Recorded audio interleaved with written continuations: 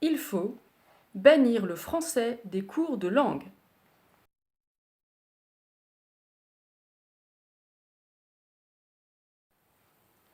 Alors, si votre objectif est de perdre vos apprenants et qu'ils n'aient plus jamais envie de revenir, surtout ne vous y prenez pas autrement. Évidemment, je vais nuancer.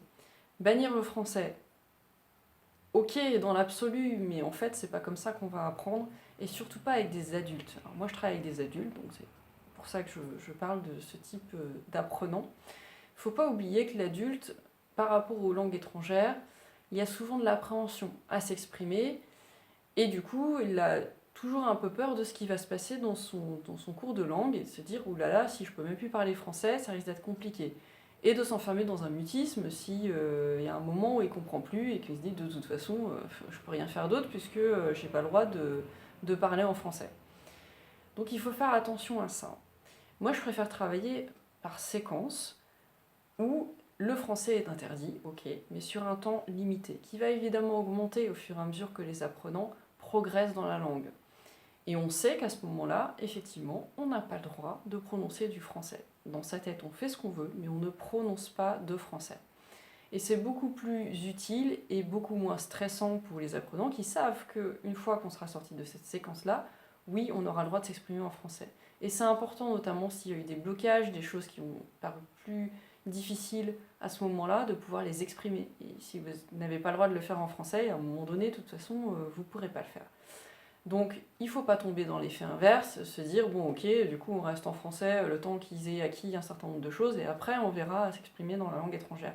Évidemment non, et c'est même extrêmement important, dès le démarrage d'un apprentissage, de vous lancer et de vous exprimer. Ne serait-ce que pour faire baisser ce fameux niveau de stress et de vous rendre compte que vous êtes capable de le faire. Donc il faut absolument garder des séquences dans vos séances de cours pour vous exprimer. C'est extrêmement important, on ne fait pas l'impasse là-dessus, mais par contre se dire que nous, on est en cours de n'importe quelle langue et donc le français est interdit, quelque part c'est contre-productif parce que vous allez perdre les gens et ils vont se bloquer. Donc il faut laisser cet espace-là. Oui, il y a des moments où on reste dans la langue et on ne fait pas l'impasse là-dessus, on n'a pas le droit de sortir de la langue.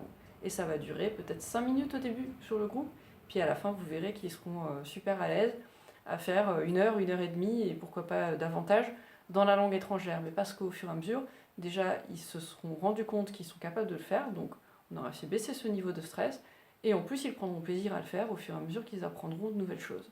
Donc du 100% français interdit, non. Par contre, on essaie d'avoir toujours des moments qui vont s'étendre de plus en plus dans la langue étrangère.